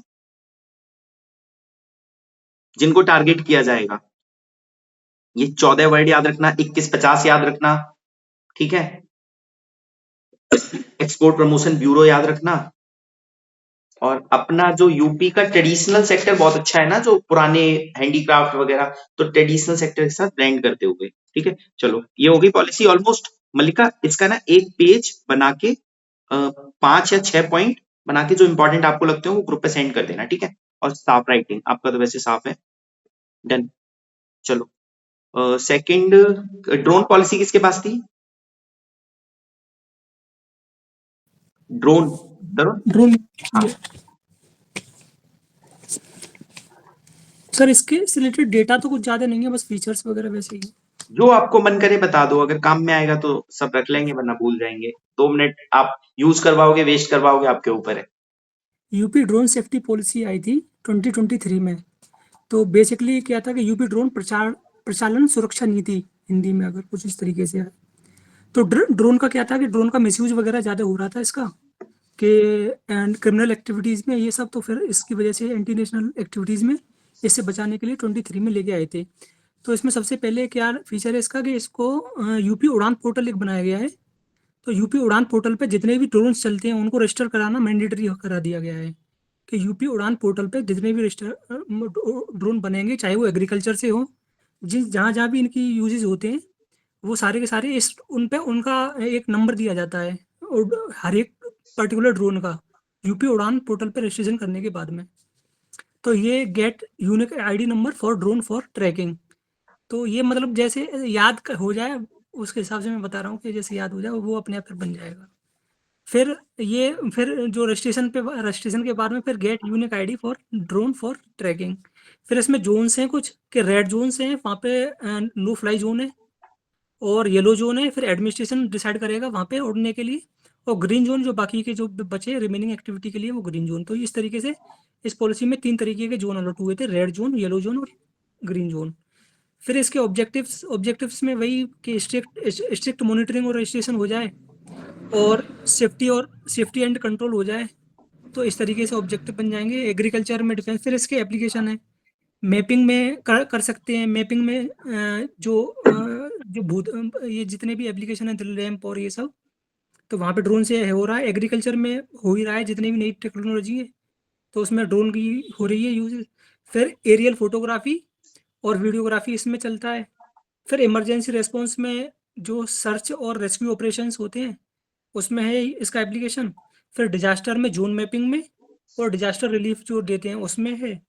फिर मॉनिटर पोचिंग वोचिंग में अगर मॉनिटरिंग वगैरह होती है वाइल्ड लाइफ से रिलेटेड तो उसमें है। फिर मेट्रोलॉजी और एविएशन सेक्टर में इसमें है। फिर इससे रिलेटेड कुछ इश्यूज हैं। तो इशू में सबसे पहले तो वही है कि रिस्क ऑफ आर्म्ड अटैक्स, और सेकंड डेटा सिक्योरिटी का है, और थर्ड चीपर कॉस्ट। इसकी जो कॉस्ट है वो थोड़ी सी हाई रहती है, तो वो थोड़ी सी चीप करनी है। फिर इसका ये है कि procurement bye non state actors. तो कई नॉन स्टेट एक्टर्स इसको प्रोक्योर ना कर लें, तो उसके लिए हमें थोड़ा सा सीरियस थ्रेट है। फिर ease in delivering mass destruction weapons, ये सब इसके चैलेंजेस हैं। ध्यान से सुनो, इंपॉर्टेंट है। इसके जितने पॉइंट हैं वो अभी सिलेबस उठा के द्वारा फिट करेंगे। ड्रोन पॉलिसी कब आई थी? 2023 में। सबसे मेन पॉइंट क्या निकल के आता है कि डिजास्टर में यूज कर लेंगे इसे। डिजास्टर मैनेजमेंट में क्वेश्चन आएगा तो यूपी ड्रोन पॉलिसी डिजास्टर में यूज की जा सकती है क्या? इसके जो ऑब्जेक्टिव्स हैं वो डिजास्टर प्रिवेंशन के लिए, डिजास्टर मिटिगेशन के लिए, या इमरजेंसी सिचुएशन में किसी को रिलीफ प्रोवाइड करनी है उनके लिए यूज कर सकते हैं। ये डिजास्टर में जाके फिट हो जाएगा। ई गवर्नेंस में फिट हो जाएगा यूपी उड़ान पोर्टल, जहां पे हम ड्रोन को रजिस्टर्ड कर रहे हैं। लॉ एंड ऑर्डर में, सिक्योरिटी में, नेपाल बॉर्डर पे अगर हमें है ड्रोन दीदी, हाँ, तो लॉ एंड ऑर्डर वाले में, सिक्योरिटी वाले में फिट हो जाएगा हमारा GS5 में। अगर नहीं क्वेश्चन आएगा तो हम कहेंगे यूपी ड्रोन पॉलिसी को इंप्लीमेंट करेंगे यहाँ पे, कि ड्रोन का यहाँ पे ड्रोन के थ्रू सर्वेलेंस करेंगे, मॉनिटरिंग करेंगे। यूपी ड्रोन पॉलिसी इसको प्रमोट करती है 2023, ठीक है। तो डिजास्टर में हो गया, ई गवर्नेंस में हो गया, सिक्योरिटी में हो गया, लॉ एंड ऑर्डर में हो गया, क्रिमिनल एक्टिविटीज वाले पूरे उसमें हो गया। ठीक है, डन। तो ड्रोन पॉलिसी कई जगह यूज हो गया, एक बार सिलेबस में लिख लो, लॉ एंड ऑर्डर वाले वहां पे जाके कई जगह यूज हो जाएगा। डिजास्टर में लिख लो, यूपी में भी तो डिजास्टर वाला है। 2023 याद रखना, 2023, क्योंकि ड्रोन पॉलिसी के मिसयूज को हमें रोकना है, बट ड्रोन का हमें यूज भी तो अच्छा करना है। तो एक वर्ड यूज करते हैं, किसी भी चीज को यूज करो, अब्यूज करो, मिसयूज करो। तो जैसे कोई वर्ड है, जैसे अगर मैं बात करूं, कोई वर्ड नहीं याद आ रहा जिसका ना बहुत ज्यादा यूज करो, ओवर यूज करो, अब्यूज करो, चलो बाद में याद आएगा तब बताऊंगा। जैसे अगर मैं बोलूं तो नमस्कार दोस्तों, इसका use, abuse, misuse, over use, या भाइयों बहनों, अच्छे काम के लिए, बुरे काम के लिए, अगर आप किसी चीज को करो तो तब ये वर्ड्स यूज करते हैं।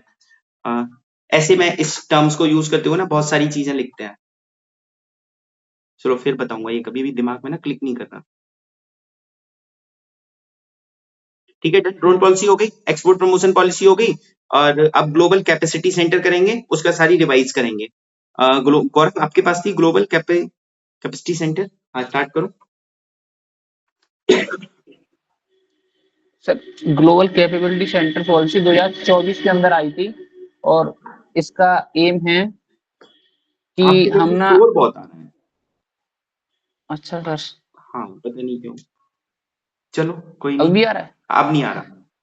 अच्छा sir UP global capability policy 2024 आई है। इसका एम है कि हम टायर 2 और टायर 3 सिटीज के अंदर मतलब AI, IT company, IT sector में, इनमें सब में हम इन्वेस्टमेंट लाएंगे।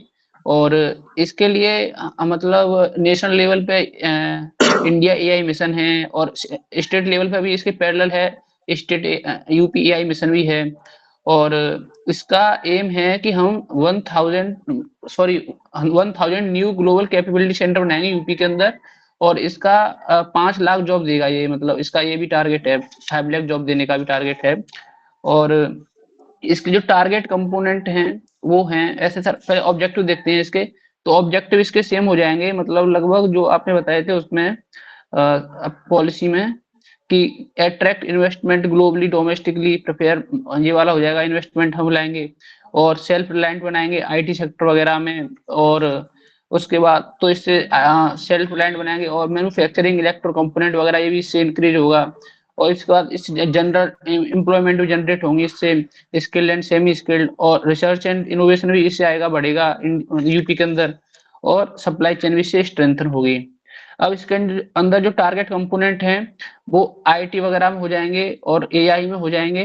तो यही है, display modules, camera modules, mostly यही सब हो जाएंगे इसमें। और उसके बाद है इंसेंटिव्स वगैरह हैं। इंसेंटिव में क्या हो रहा है कि इसमें कैपिटल सब्सिडी है 25%, और स्टाम्प ड्यूटी एग्जम्पशन है 100%, और इंटर्नशिप सब्सिडी वगैरह भी इसको प्रोवाइड कर रहे हैं, 50% इंटर्नशिप सब्सिडी है। और इसके लिए नोडल एजेंसी है इन्वेस्ट यूपी इसकी नोडल एजेंसी है। तो ये है सर, इसके बारे में मैंने तैयार किया है। एक बार देखो, एक चीज समझो, जब इस पॉलिसी का ना बैकग्राउंड समझ लो तो बहुत सारी चीजें लिख ले जाओगे। एलपीजी आया था 1991 में, ठीक है ना, तब आपने देखा होगा कि बहुत सारे कॉल सेंटर्स वगैरह, BPO, knowledge processing centres established हुए थे, ठीक है ना। अब वो तो केवल सर्विस प्रोवाइड कर रहे थे, कुछ मैन्युफैक्चरिंग तो हो ही नहीं रही थी, न रिसर्च डेवलपमेंट हो रहा था। बट अब क्या हो रहा है, जो मल्टीनेशनल कंपनीज हैं वो पहले तो उन्होंने केवल सर्विस प्रोवाइडर के लिए अपने बेस अदर कंट्रीज में स्टैब्लिश किए थे। अब वो इंडिया में ना कुछ ग्लोबल कैपेबिलिटी सेंटर स्टैब्लिश कर रहे हैं, जहां पे रिसर्च एंड डेवलपमेंट होगा, या कुछ ना कुछ ऐसे अच्छे काम होंगे जो हमारे स्किल का काम करेंगे, ठीक है। अब हर स्टेट में रेस लगी हुई है इस समय कि हम ग्लोबल कैपेबिलिटी सेंटर हम बनाएंगे। तो इंडिया, यूपी ने कितना बोला है कि हम 1000 तक स्टैब्लिश करेंगे, ठीक है। तो ये इसका बेसिक है। अब इसको कई नाम से जानते हैं ग्लोबल कैपेबिलिटी सेंटर को, global in house centre, offshore units, captive centres. ये कौन स्टैब्लिश करते हैं? मल्टीनेशनल कंपनी स्टैब्लिश करती है, या कोई इंडियन कंपनी भी स्टैब्लिश कर सकती है। जो स्पेशलाइज सर्विस प्रोवाइड करते हैं। अब ये या जो मल्टीनेशनल कंपनी है ये क्या क्या बना सकती हैं? रिसर्च एनालिसिस सेंटर डेवलप कर सकती हैं, आईटी प्रोसेसिंग सेंटर्स डेवलप कर सकती हैं, डेटा प्रोसेसिंग सेंटर्स डेवलपमेंट कर सकती हैं। तो जो पहले केवल सर्विस था, प्रोसेसिंग भी होगी, हो सकता है ये मतलब एडवांस लेवल की मैन्युफैक्चरिंग के लिए सपोर्ट करें। क्लियर? तो ये पहले हमने बीपीओ स्टैब्लिश किया, बीपीओ के बाद सेंटर ऑफ एक्सीलेंस, इसके बाद स्ट्रेटेजिक इनोवेशन थ्रू जीसीसी। तो ये चेन बनी है। 1991 में बीपीओ, धीरे धीरे करके हमने सेंटर ऑफ एक्सीलेंस स्टैब्लिश किए, अब strategic innovation centres through GCC.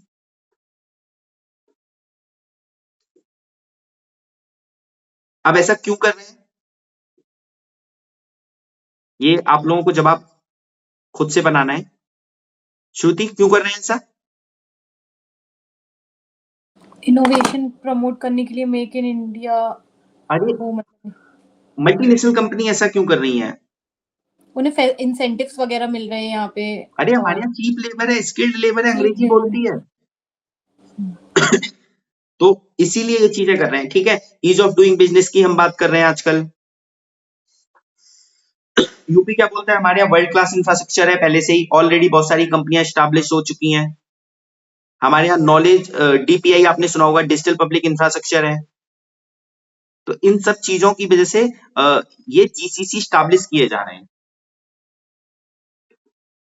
ठीक है, और हमारे यहाँ जो ऑपरेशंस होते हैं वो कॉस्ट इफेक्टिव होते हैं, ट्रांसपोर्टेशन कॉस्ट भी कम होती जा रही है, इतने सारे हाईवे बन गए हैं, एयरपोर्ट बन गए हैं, लॉजिस्टिक कॉस्ट कम हो रही है। अब ना इसमें एलिजिबिलिटी क्राइटेरिया लिख लो, ये जो गौरव ने नहीं बताया वो मैं आपको लिखा रहा हूं। ट्रीटी विद नेशंस, हाँ, जितनी अच्छी म्यूचुअल एक्सचेंज ट्रीटी होगी, नॉलेज एक्सचेंज ट्रीटी होगी, उतने जीसीसी उस कंट्री में स्टैब्लिश्ड होंगे, और जितने जो स्टेट पहले पॉलिसीज बना देंगे, जितने अच्छे इंसेंटिव्स देंगे, वहां और ज्यादा स्टैब्लिश्ड हो जाएंगे। ठीक है, ये क्वेश्चन आना चाहिए, अभी तक आया नहीं है किसी एग्जाम में, पता नहीं क्यों, किसी मेंस में। अब देखो, गौतम बुद्ध नगर और गाजियाबाद, इन दोनों को अलग रखेंगे। ठीक है, इसके लिए अलग क्राइटेरिया बनाया गया है और बाकी चीजों के लिए अलग क्राइटेरिया बनाया गया है।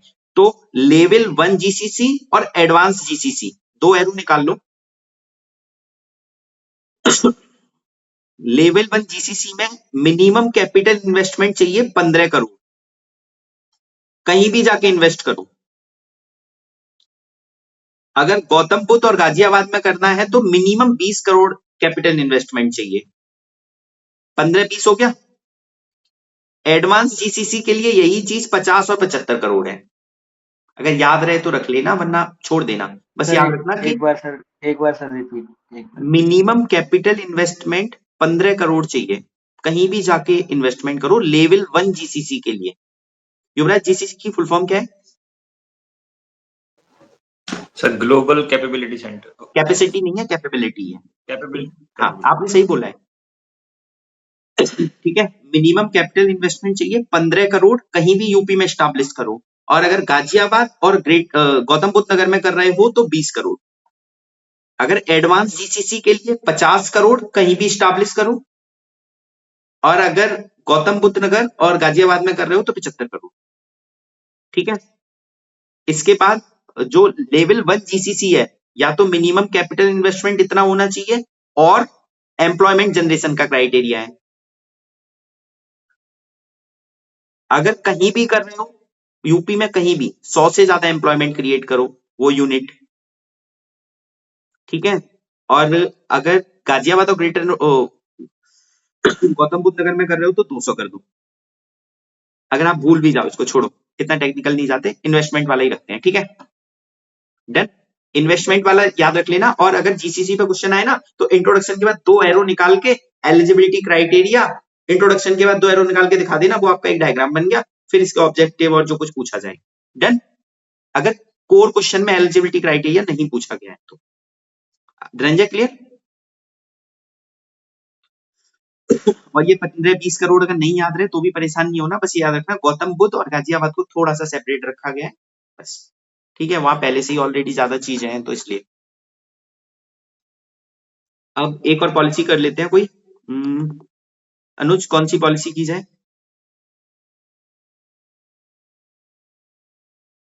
सर आप देख लो जो इम्पोर्टेंट है। इम्पोर्टेंट तो आप बताओगे। अब मुझे तो दो मतलब पॉलिसी इम्पोर्टेंट लगती है, तीन लगती हैं, एक्सपोर्ट प्रमोशन, जीसीसी और first electronic manufacturing component policy. एक मुझे लगता है कि एमएसएमई पॉलिसी जो आपने बोला ना, वो एक कर लेनी चाहिए। अभी तक आई नहीं है ना MSME policy Dhananjay, Fortune 500 companies को अट्रैक्ट करेंगे, ये पॉलिसी आनी नहीं चाहिए। मतलब ये एग्जाम्पल में यूज होगी, मुझे ऐसा लगता है। बाकी आ जाए तो पता नहीं, है ना। मतलब ऐसी पॉलिसी सर पूछ सकते हैं जो एक एनवायरमेंट से भी तो रिलेटेड थी अभी कि शायद मोनी को अलॉट हुई थी वो। हाँ, क्लीन एनवायरमेंट मैनेजमेंट पॉलिसी। पहले आप एमएसएमई करा दो जल्दी से, या पहले क्लीन एनवायरमेंट वाला कर लेते फिर एमएसएमई करा देना। मोनी जी आप बताइए फिर क्लीन एनवायरमेंट क्लीन मैनेजमेंट वाली पॉलिसी।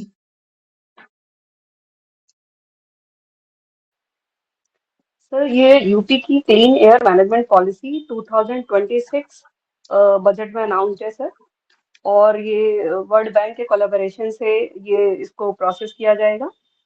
सर ये 6 इयर्स के लिए 2026, सर 5 इयर्स के लिए 2026 to 31, 5 इयर्स के लिए है सर। इसका जो बजट किया गया है वो 194 करोड़ का है, 50-50 का रेशियो है। वर्ल्ड बैंक और यूपी गवर्नमेंट इसको 50-50% शेयर करेगी। सर यहाँ बेसिकली जो इस स्कीम का जो टारगेट है वो जो यूपी एक बड़ी पॉपुलेशन के साथ जो पोल्यूशन में एक बड़ा कंट्रीब्यूशन 14% का कर रहा है कार्बन उत्सर्जन में, सर उसको कंट्रोल करने का इसका एक बेसिक लक्ष्य है। और इसके लिए गवर्नमेंट कंटिन्यूअसली पीरियस एफर्ट्स कर रही है, और इसका एक बड़ा एफर्ट देखेंगे तो जो इनका प्लांटेशन पॉलिसी है वो एक मतलब वर्ल्ड रिकॉर्ड क्रिएट कर रही है। जो 2025 आर्थिक सर्वे में भी इन्होंने दिखाया कि 37.21 करोड़ जो है प्लांटेशन किया गया। जो 2030 की इनकी जो प्लांटेशन पॉलिसी का टारगेट है 15%, सर उसको अचीव करने के लिए बेनिफिशियल होगा। और एक जो अभी बजट में ही अभी दिया है कि जीरो फर्टिलिटी की सरकार के लिए हर जीवन जरूरी है, सर उस पॉलिसी को भी ये अचीव करने के लिए एक अच्छा टारगेट होगा कि उसको ये अचीव कर पाएगा। सर इसमें जो हमारी जो गवर्नमेंट ने इसके साथ साथ जो और पॉलिसीज इंटीग्रेट की हुई है, अगर हम उसमें देखें तो एक इलेक्ट्रिक पॉलिसी जो है, इलेक्ट्रॉनिक पॉलिसी जो है 2022 जो स्टार्ट की थी, जिसका लक्ष्य 2027 तक था। उसमें बोला गया था कि जो मतलब बाकी तो सारा सब कुछ करेंगे ही, लेकिन एक जो गवर्नमेंट डिपार्टमेंट है उसकी जो एक रिस्पॉन्सिबिलिटी है कि 50% जो व्हीकल्स होंगे वो हमारे गवर्नमेंट सेक्टर में जो भी लगे हुए हैं वो इलेक्ट्रिक बेस्ड होंगे। तो मतलब गवर्नमेंट की रिस्पॉन्सिबिलिटी इसमें ज्यादा बढ़ जाती है। और जो नेशनल लेवल पर प्रधानमंत्री सूर्य घर योजना थी, उसके थ्रू भी बोला गया था कि जो अपने टारगेट पूरे करने हैं उसमें 2027 तक 1 करोड़ सोलर प्लेट्स लगाने हैं। यानी जो हम कंटिन्यूअसली रिन्यूएबल एनर्जी की तरफ अगर शिफ्ट हो रहे हैं तो ये जो पोल्यूशन है उसमें एक काफी बड़ा कंट्रीब्यूशन हो सकता है। एक हाइड्रोजन पॉलिसी भी है जिसका 2030 तक यूपी का target 1 million metric ton production का है। सर इसके लिए जो नोडल एजेंसी है वो प्रदूषण नियंत्रण बोर्ड है जो इसको कंट्रोल करता है। अभी बजट में ही सर एग्रीकल्चरल सेक्टर से भी एक कंट्रीब्यूशन के लिए बात की गई है कि जो डीजल पंप है, डीजल पंप के प्लेस पर सोलर पंप यूज करना है। उसके लिए आपकी एक कुसुम योजना जो है वो सर रेगुलेट कर रही है। और यूपी सर अपने आप में एक मतलब एक पहला स्टेट है जो फार्मर्स को कार्बन क्रेडिट जो है वो भुगतान करने वाला जो है, ये पहला स्टेट है। तो और जो इसके कुछ जैसे जो बहुत ज्यादा पोल्यूटेड हैं, जिसमें हम भदोही को भी ले सकते हैं, वेस्टर्न जो स्टेट्स हैं लाइक दैट गाजियाबाद आपका, नोएडा, सहारनपुर, तो सर ये बहुत पोल्यूटेड हैं, इनको भी जो पोल्यूशन कंट्रोल है उसमें भी काफी मतलब काम किया जा सकेगा इससे सर। ठीक है, डन। सर मैंने ये पॉइंट्स निकाले हैं। देखो इस पॉलिसी को पढ़ने के बाद एक चीज आपको समझ लेना, एक फोटो भेजा हुआ है, अभी 9 इयर्स का वो टारगेट आया है, तो 300 बिलियन है, कितना है, 300 मिलियन डॉलर का एक ये याद रख लेना। ठीक है, यूपी ने एमओयू साइन किया वर्ल्ड बैंक के साथ, ये तीसरा पॉइंट है। एक जितनी भी पॉलिसी है रिन्यूएबल एनर्जी को लेके, बायो कंपोस्ट वाली है, हाइड्रोजन पॉलिसी है, सोलर एनर्जी पॉलिसी है, ये सारा इसमें फिट कर देना। और यूपी की जितने भी पॉल्यूशन वाले एरिया हैं, रिवर है, एयर पॉल्यूशन है, वाटर पॉल्यूशन है, नॉइज पॉल्यूशन है, सबको लिंक करना, सीपीसीबी का रोल दिखाना और बात करना कि हाँ भाई ये सारी पॉलिसी में बात की गई है, ठीक है ना। और इसमें कोई मुझे लगता नहीं है कि कोई, बस पैसा याद रख लेना 194 करोड़ ये दिया गया है, ठीक है। एक प्लांटेशन भी हमने बहुत ज्यादा किया है, वो 37 करोड़ के आसपास, ये एक डेटा याद रख लेना। और कार्बन क्रेडिट वाला भी याद रखना कि यूपी फर्स्ट स्टेट बना है जो कार्बन क्रेडिट के थ्रू पैसा प्रोवाइड कर रहा है एग्रीकल्चर में किसानों को। और सोलर पंप, डीजल पंप को सोलर पंप में कन्वर्ट किया, ये बजट में बात की गई थी ये भी, ठीक है धनंजय, हो जाएगा। अब तो इस पे अच्छे से बना के लिख देंगे। वर्ल्ड बैंक का नाम लिखना बहुत जरूरी है, ध्यान रख लेना। यस सर, आराम से। एक्चुअली सर बस 2-3 फैक्ट्स पता हो पॉलिसी के बारे में और ना ज्यादा याद हो पाएगा, परेशान होंगे बस। मतलब बाकी सिलेबस का यूज करके और बहुत बढ़िया। जो आपने 5-6 हेडिंग्स बताई ना, वही ध्यान रखेंगे तो मतलब कॉम्प्रिहेंसिव भी हो जाएगा और बन भी जाएगा। हाँ, बस इसीलिए मैंने पहली पॉलिसी कराने के बाद ना वो हेडिंग्स याद करवा रहा था मैं आपको, ठीक है। तो ठीक है, इतना काफी है। हमने काफी कुछ कर लिया है मुझे लग रहा है, और एक दिमाग भी खुल गया है कि पॉलिसीज में परेशान नहीं होना है, लिख ले जाएंगे, चलेगा ना। अब तो परेशान नहीं हो रहे। अगर लगे ना कोई पॉलिसी तैयार नहीं है, उसका इंट्रोडक्शन पढ़ लेना, कोई एक डेटा याद रख लेना। जैसे 2150 वाला जो डेटा है ना एक्सपोर्ट पॉलिसी का, इसको तो रट लो, ये ना बहुत जगह यूज कर लोगे, जरूरी नहीं है यही यूज करना है, ठीक है ना। तो फिर आज के लिए इतना काफी रखते हैं। ये सिलेबस वाला जो मैंने आपको आज बताया ना। सर सर हाँ एक क्वेश्चन सर, ये 2150 वाला सर, ये वो डिफेंस एक्सपो वाला है सर? नहीं, डिफेंस एक्सपो वाला नहीं है। जो एक्सपोर्ट पॉलिसी है, अभी हम 21 बिलियन डॉलर का एक्सपोर्ट करते हैं, हमें 2030 तक 50 बिलियन डॉलर करना है, डबल करना है। जो आप डिफेंस वाला बोल रहे हो ना, उस दिन हमने डिफेंस के 3 डेटा किए थे कि डिफेंस का बजट कितना है, डिफेंस का एक्सपोर्ट कितना करते हैं। वो डेटा भी देखो इंपॉर्टेंट है, उससे आप कंफ्यूज नहीं होना, ठीक है ना। और आपको वो डेटा याद है बहुत अच्छे से, मुझे पता है, आप ही ने बताया था उस दिन। बाकी भी याद कर लेना, डिफेंस वाला डेटा वो अच्छा डेटा है, ठीक है ना। मनी एक बार लिख के भेजना, एक बार सबको रिवाइज करा देंगे वो डेटा, ठीक है। आप लिख के ओके भेज सर, देना, आई एक बार सबको रिवाइज करा देंगे, ठीक ओके है। सर। ओके, फिर किसी को कोई डाउट है तो रुक जाओ, और ये 2-3 चीजें रिमाइंड करा दे रहा हूँ। एक तो आप सभी 10 मिनट की ये एक्सरसाइज कर लेना, बहुत बेनिफिट होगा, पेपर में नहीं जिंदगी में भी बेनिफिट होगा, इसे जरूर करना। दूसरा, जो सिलेबस में मैंने अभी हेडिंग बनवा रहा था ना आपसे, रोज बैठ के ना एक बार हेडिंग भी बना लेना, ठीक है। हेडिंग बनाने से ना आपको बहुत बेनिफिट होगा, लास्ट में कॉम्प्लेक्स मत बनाना, सिंपल बनाना, ठीक है। तो उससे क्या होगा कि आप कुछ भी लिख रहे होगे, आपके पास पॉइंट की कभी कमी नहीं आएगी, आपके दिमाग में हमेशा माइग्रेशन वाला पॉइंट आएगा, हमेशा रिफ्यूजी वाला पॉइंट आएगा पेपर 1 में, ठीक है। डन, तो करते हैं। और अब मुझे लगता है कि आ, आ, हम लोग 1-2 दिन बैठ जाएंगे अगर आप चाहोगे तो, बट कोशिश करो कि अब ज्यादा परेशान मत हो। आपको अगर रैपिड फायर वाला करना है तो 1 दिन कर लेंगे, बट मुझे लगता है कि अब उसकी नीड नहीं है, अब रिवीजन करो, है ना। हमारा काफी लंबा साथ रहा है और अभी रहेगा, बट मुझे ये है कि अब ज्यादा इंटरेक्शन की जरूरत है नहीं है। फिर भी अगर लगे तो हम 10-15 मिनट का ना ये मेडिटेशन कर सकते हैं, बट करना जरूर। आपको लगे कि नहीं हो रहा है तो हम गूगल मीट चालू करके मेडिटेशन कर लिया करेंगे, ठीक है। डन। पॉलिसी के नाम क्लास खत्म हो जाए सारे एक बार दोबारा लिख लेना विद ईयर। हर पॉलिसी में कोई एक ना एक डेटा आपको जरूर याद आ जाएगा, आपने कुछ अभी बजट जो कुछ पढ़ा है वहां पे फिट कर लेना अपने आप। डन। तो और सिलेबस एक बार पेपर से पहले एक बार और लिख लेना, मेरे कहने पे बिना देखे लिख लेना, ठीक है। एक ऑडियो बना लेना पेपर से, मतलब अभी 5 दिन है, एक बार सिलेबस, एक ऑडियो, 2 चीज ये कर लेना। और 1 घंटा ब्रेनस्टॉर्मिंग करो, 1 घंटा हिंदी पढ़ो, बाकी के टाइम में एक सब्जेक्ट को 1 दिन में निपटाओ। बहुत सारे बच्चे ये भी कर रहे हैं, 1 दिन में 2 सब्जेक्ट को निपटा रहे हैं, तो आप भी निपटा लो। मतलब मैं इसलिए कह रहा हूँ कि अब बस ना ऐसे पेज पलटने होते हैं, अच्छा इसमें ये लिखा है, ये पॉइंट हो गया, ये पॉइंट हो गया, ये पॉइंट हो गया, मतलब 1 घंटे में आपके 15-20-30 टॉपिक हो जाए, ठीक है। तो 1 दिन में 2 सब्जेक्ट निकालने की हैबिट बिल्डअप करो। और अगर आपको लग रहा है ना कि मेरे से खुद से पढ़ाई नहीं हो रही, तो किसी अपने दोस्त को बुला लाओ जो पेपर नहीं दे रहा है, उसे बिठाओ, चाय कॉफी पिलाओ और उससे कहो सुन, और खुद बोलना शुरू करो, बस उसे कहो सुन तेरे चुपचाप, और जल्दी जल्दी बोलते रहो, जल्दी जल्दी, इसमें ये, इसमें ये, इसमें ये, इसमें ये, इसमें से। देखा इतना प्यारा रिवीजन होगा, आपको कॉन्फिडेंस आएगा, बस एक चाय कॉफी का खर्चा है। अगर करोगे तो ठीक है, डन।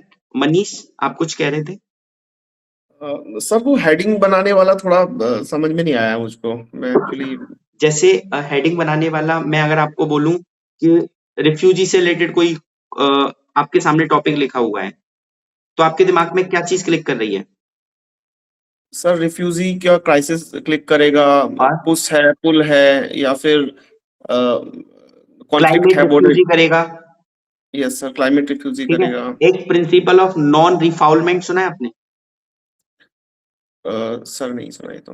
नहीं सुना तो इसको वैसे ऐसा कहा जाता है कि जैसे अगर किसी देश से रिफ्यूजी भागे हमारे यहाँ आए हुए हैं और वो रिलीजियस परसिक्यूशन है, उनकी जान को वहां अगर वो वापस जाएंगे खतरा हो सकता है, तो दूसरा देश बाध्य है उनको न भेजे। बट इंडिया इसको एडहियर नहीं करता है। इंडिया की मोरल रेस्पॉन्सिबिलिटी बनती है कोई रिफ्यूजी आए उसको शरण दे, बट लीगली बाइंडिंग नहीं है। तो मेरा यहाँ समझाने का मतलब ये था कि कोई भी टॉपिक का कीवर्ड याद आता है, वो भी हेडिंग बन जाता है, या उससे रिलेटेड जो शब्द में आप कोई एक नया वर्ड ऐड कर दो, जैसे आपने रिफ्यूजी क्राइसिस, ये हेडिंग बन जाएगा। यस ठीक है ना? तो आपको बस ऐसे हेडिंग बनानी है, सोचना है रिफ्यूजी से रिलेटेड, एक बार माइग्रेशन से रिलेटेड सोच लो, जैसे माइग्रेशन मैपिंग। ठीक है, हमने कई बार इकोनॉमिक सर्वे में बात की है कि माइग्रेशन मैपिंग कर लें, उससे क्या होगा कि हमें डेटा मिल जाएगा और हम अच्छी पॉलिसी बना पाएंगे। अब डेटा वर्ड आ गया तो डेटा ड्रिवन पॉलिसी, ठीक है, डेटा से एविडेंस बेस्ड पॉलिसीज। तो ये आपको बस हेडिंग वहां पे बेसिक हेडिंग सिलेबस रख के सोचनी है। डन? ठीक सर। हाँ, अब किसी को कोई डाउट है तो रुक जाओ, वरना अच्छे से पढ़ाई करो, और किसी को कोई प्रॉब्लम हो, कुछ हो नोट्स वोट्स की तो मांग लेना। बट मैं ये कह रहा हूँ कि अब किसी नए नोट्स के पीछे नहीं भागना, ठीक है ना? मेंटली अपने आप को सेटिस्फाई करो कि हाँ भाई जो कुछ है मोर देन सफिशिएंट है मेरे पास। ठीक है कुछ? ठीक है, जितने हथियार अभी तक हमने इकट्ठे किए हैं उन्हीं से युद्ध लड़ेंगे और जीत के आएंगे। अब कोई नया हथियार नहीं लेना, वो चला ही नहीं पाएंगे एग्जाम में फिर उसको। और वो कहते हैं पहले महाभारत आती थी, उसमें धनुष डालते रहो, पता लगा बैठे तो मंत्री नहीं याद आ रहा कि इसे चलाना कैसे है। तो इसलिए आप कोई हथियार अपने उसमें नहीं डालेंगे। क्या बोलते थे उसे जो पीछे धनुष पड़े रहते थे? ओ सॉरी, म्यान। तरकश बोलते हैं उसको, तरकश बोलते हैं। हाँ, तो अब उसमें कोई बाण नहीं डालेंगे। ठीक है, जितने बाण हैं उनके मंत्र हमको पता है, उन्हीं को यूज करेंगे।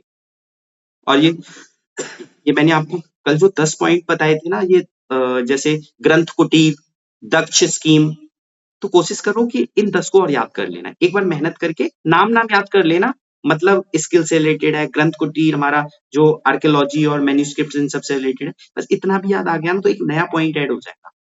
ठीक है, डन? फिर चलो अच्छे से करो, ऑल द बेस्ट मेरी तरफ से।